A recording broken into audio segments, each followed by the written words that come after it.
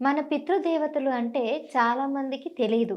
కానీ వంశపారపర్యంగా వస్తున్నటువంటి పితృదోషాలు, పితృశాపాలు ఇవి చాలా మందికి తగులుతాయనే విషయం మీకు తెలుసా? అయితే ఈరోజు అసలు పితృ శాపాలు ఎలా పోవాలి? పోగొట్టుకోవడానికి మార్గాలు ఏవైనా ఉన్నాయా? తెలుసుకుందాం. ఈ విషయాలు తెలియజేయడానికి ప్రస్తుతం మనతో పాటు ప్రముఖ వాస్తు జ్యోతిష్య నిపుణులు దైవజ్ఞ బ్రహ్మశ్రీ వీరాపురం సుబ్రహ్మణ్య స్వామి గురువుగారు ఉన్నారు. నమస్కారం గురువుగారు. శుభాశీస్సులండి. గురువుగారు మొన్న రీసెంట్‌గా మహాలయ పక్షాలలో పితృదోషాలు పోగొట్టుకోవడానికి చాలామంది హ్మ్, పూజలు చేశారు. కానీ ఇంకొంతమంది వాటి గురించి తెలియక కొన్ని అనివార్య కారణాల వల్ల వేరే ప్లేస్‌లో ఉండడమో, వేరే బిజీ స్కెడ్యూల్‌లో మర్చిపోయుంటారు. అయ్యయ్యో! మా పితృదోషాలు, మీ పితృశాపాలు మేము పోగొట్టుకోలేకపోయాము అని అనుకున్న వాళ్ళకి ఇప్పుడు రాబోతున్న మకర సంక్రాంతికి కూడా పితృశాపం పోవడానికి అవకాశం ఉందని అంటున్నారు. అది ఎంతవరకు నిజము? ఒకవేళ ఏం చేయాలి ఉంటే గనక? చాలా మంచి విషయం అడిగారు.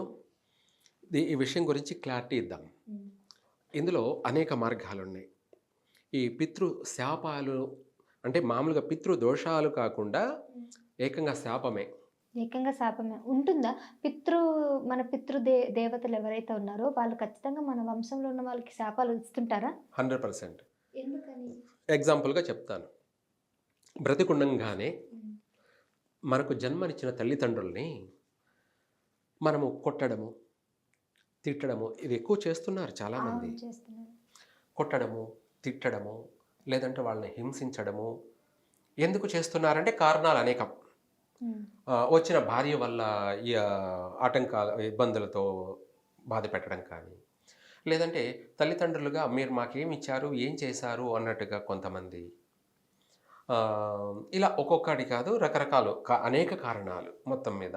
ఓవరాల్‌గా ఇంకా కూడా చెప్పాలి అంటే మనం ఎవరినైనా కూడా ఒక అమాయకుడో లేకపోతే ఇంకొకటి ఎవరినన్నా కానీ మనం కొట్టాము, వాళ్ళని తిట్టాము, వాళ్ళ సంపద లాక్కోవడము, లేదా వాళ్ళ ఆస్తిపాస్తులు లాక్కోవడము, లేదంటే వాళ్ళు తినే తిండి కూడా లాక్కోవడము, లేదంటే ఇంకా రకరకాలుగా ఏదైనా సరే మనం ఎవరినైనా సరే ఎగ్జాంపుల్‌గా కొట్టాము, తిట్టాము, దూషించాము అని అన్నామనుకోండి, వాళ్ళకు బాగా మనసును గాయపరిచాం.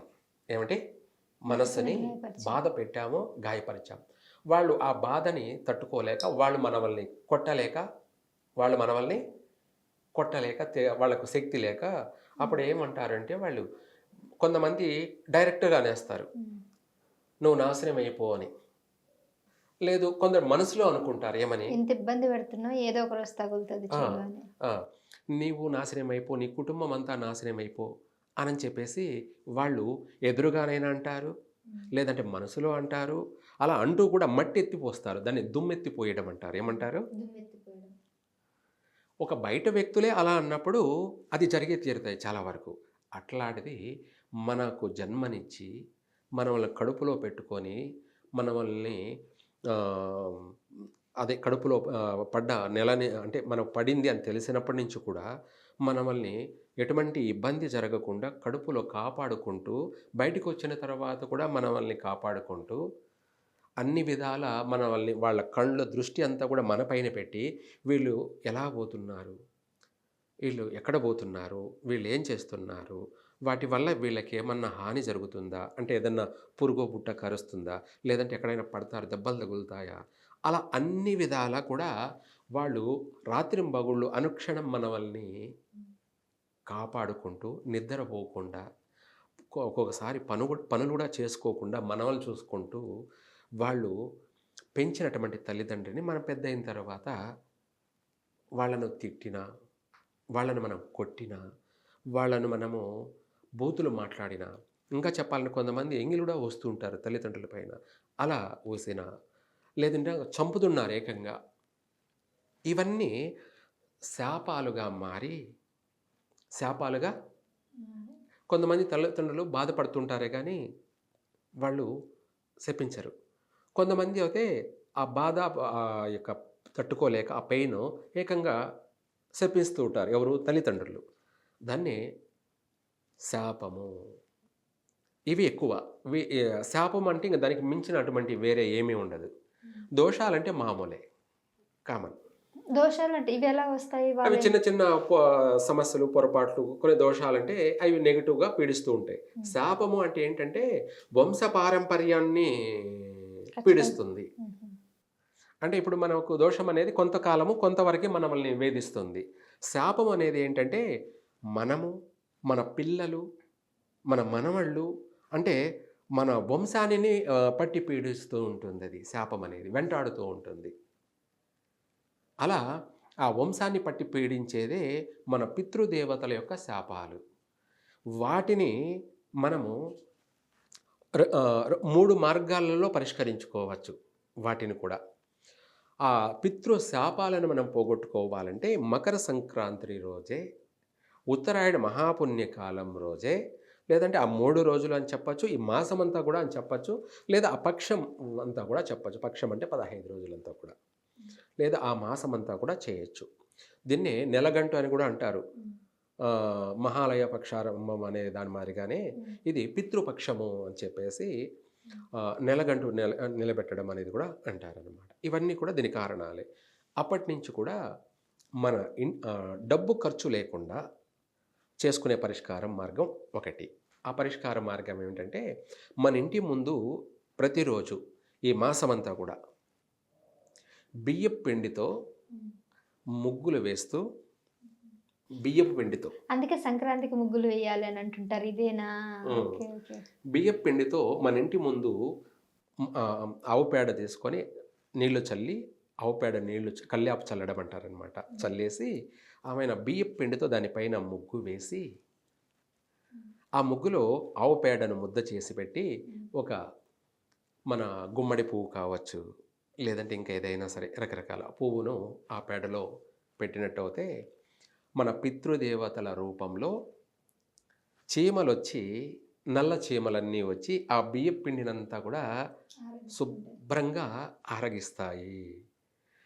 తర్వాత పక్షులంటే పిచ్చుకలు కావచ్చు, చిలకలు కావచ్చు, ఇంకా రకరకాలైనటువంటి పక్షులన్నీ గూడా మన ఇంటి ముందు వచ్చి ఆ బియ్యపు పిండినంతా కూడా స్వీకరిస్తాయి. అంటే భోంచేస్తాయి, భక్షిస్తాయి.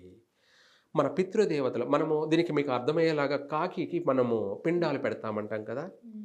కాకికి పెడతారు. అవును. అలాగే కాకికి మాత్రమే పెడుతున్నారు. ఇక్కడ అనేక పక్షులొచ్చి కూడా తినడం వల్ల అనేక శాపాలన్నీ కూడా తొలగిపోతాయి. తొలగిపోతాయి.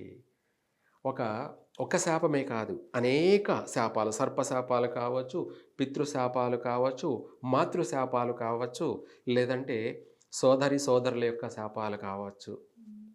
సోదరి, సోదరి యొక్క శాపాలు కావచ్చు. అన్నీ సమూలంగా తొలగిపోతాయి. ఆ యొక్క మాసమంతా చేయడం వల్ల ప్రతిరోజు నల్ల చీమలు వచ్చి తింటాయి అన్నమాట. సాక్షాత్తు పరమేశ్వరుడు వచ్చి స్వీకరించడం. నల్ల చీమంటే ఆ మహాశివుడే వచ్చి ఆ బియ్యపు పిండినంతా కూడా ఆరగించేస్తాయి. తర్వాత అనేక రకాల పక్షులు వచ్చి కూడా స్వీకరించడం వల్ల సమూలంగా మన పితృశాపాలన్నీ కూడా తొలగిపోతాయి. అందుకనే ఇంటి ముందు ఈ మాసమంతా కూడా ఈ పుష్యమాసమంతా కూడా బియ్యపు పిండితో ముగ్గులు వేయాలి. అలా గాకుండా నువ్వు ఇప్పుడు అదే రాయి పిండి అంటే ఏవో తీసుకొని ముగ్గు పిండి అంటే ముగ్గురాయి తీసుకొని పిండి వేయడము. లేదంటే ఇంకా చెప్పాలంటే సున్నము, ముగ్గురాయి కలిపి వేయడము. లేదా ఇవి కాకుండా రంగులు కెమికల్‌తో తీసుకొచ్చి వేయడం వల్ల హ్మ్. పితృదోషాలు, పితృశాపాలు అనేదే కాకుండా ఇంక కొత్త కొత్త శాపాలని, పాపాలని మూటగట్టుకుంటున్నాం. ఈ ముగ్గు పిండి వేయడం వల్ల. ఎలా అంటారా? హ్మ్. ఆ కెమికల్ పిండిలో చీమ వెళ్ళిందనుకో, అది ఆ కెమికల్‌కి తట్టుకోలేక గిలగిలగలలాడి, తనకలాడి చనిపోతుంది. అది సాక్షాత్తు మనము ఆ నల్ల చీమలకు ప్రాణ హాని కలగచేస్తున్నాం. మనం ప్రతిరోజు తొక్కేదే కాకుండా, హ్మ్. మనం తొక్కకుండానే ముగ్గులోకి వచ్చి రావడంతోటి చనిపోవడం వల్ల, అప్పుడు మనము మన ఇంటి ముందు పాపాన్ని మూటగట్టుకుంటున్నాం, శాపాలని మూటగట్టుకుంటున్నాం. అనేక పక్షులంటే అసలు వచ్చి తినవనుకోండి. ఎందుకంటే అప్పుడే వాటికి అర్థమైపోతుంది. అవి దరిదాపులకు గూడా రావు. అలా మనం ప్రాణాలు తీస్తున్నాం. మనం పితృదోషాలు, పితృశాపాలను పోగొట్టుకుందామని మన సనాతన ధర్మంగా మనము తెలియచేస్తే పండితులు, దాన్ని వీళ్ళు పాపాలు మూటగట్టుకుంటూ ఉన్నారు. అందుకనేసి ఎటువంటి కెమికల్‌తో కూడుకున్నటువంటి రంగులు వెయ్యకండి. ముగ్గు పిండిని వేసి కావాలంటే ఆ ముగ్గులో ఆకారాలలో పూలు నింపండి. రంగులు కావాలి కదా! రంగులు కాకుండా గులాబీ పూలు విడదీసి వెయ్యండి. చామంతి పూలను తీసి విడదీసి వెయ్యండి. ఇలా నీకు అనేక రంగులతో కూడుకున్న పూలున్నాయి. అనేక తెల్ల పూలున్నాయి, పచ్చ పూలున్నాయి, పింక్ పూలున్నాయి, అలాగే గులాబీ పూలున్నాయి, అందులోనే రెడ్ పూలున్నాయి. ఇలా చెప్పుకుంటూ పోతుంటే అన్ని రకాల పూలున్నాయి. ఆ రంగుల స్థానంలో ఈ పూలను నింపండి. ముగ్గు, ఆ ముగ్గులో పూలు ఏంటో తెలుసా? మన జీవితము, మన కుటుంబము ఆ పూలలాగా, ఆ ముగ్గులాగా. పూలంటే ఏంటి? శుభసూచకం. శుభ సూచకం అంటే 3 పూలు 6 కాయలు అంటాం కదా! అలాగే మన ఇంటి ముందే 3 పూలు ఉన్నాయి. అక్కడ 3 పూలే కాకుండా అనేక రకాల పూలను మనం నింపామన్నమాట. ఆ యొక్క ముగ్గు, ఆ పూలు మన ఇంటికి శోభాయమానాన్ని తీసుకొస్తుంది. అలాగే సకల దేవతలందరూ కూడా చూసి సంతోషపడి మన ఇంటి ఆ ముగ్గులో వచ్చి నిలబడతారు. దాన్ని ముగ్గులేకి దింపడం. దేవతలనే.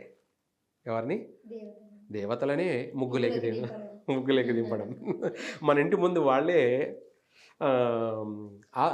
వాళ్ళు ప్రసన్నం అవుతారన్నమాట. అలా మన సమస్త పాపాలు, దోషాలను త్యజించి వేస్తూ, అంటే వాటన్నిటిని డిలీట్ చేసుకుంటూ మనము అభివృద్ధి మార్గానికి 100% ఇక్కడ సమస్త పితృదోషాలన్నింటినీ కూడా నశింపచేస్తూ, సర్వదేవతల అనుగ్రహాన్ని పొందుతూ, అలాగే దినదినము ఆ సంవత్సరమంతా కూడా మనము దివ్యమైన అభివృద్ధితో జీవితాన్ని, అదే 3 పండగలు, అనేక పండగలు మనం అనుభవిస్తూ సంతోషపడుతూ, ఇంటెల్లపాది నూతన వస్త్రాలు, ప్రతిరోజు కూడా పిండి వంటలు, ప్రతిరోజు ఇంట్లో పండగే.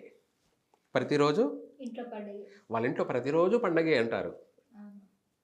అలా ప్రతిరోజు ఆ ఇంటికి పండగే. ఇంకా చాలా చక్కగా చెప్పారు నిజంగా గురువుగారు. ప్రతిరోజు పండగే. సో, పితృశాపాలు గనుక తొలగించుకున్నట్లయితే గురువుగారు చెప్పినట్టు కూడా కేవలం సంక్రాంతి, దసరా పండగలే కాకుండా ప్రతిరోజు చాలా సంతోషంగా, ఆనందంగా, సుఖశాంతులతో ఉంటారనేది దీని అర్థం అనమాట. సో, ఖచ్చితంగా ఎవరైనా మర్చిపోయి ఉంటే ఈసారి మాత్రం పితృశాపాలు పోగొట్టుకోవడానికి గురువుగారు చెప్పినట్టుగానే పాటించండి. ధన్యవాదాలు గురూజీ.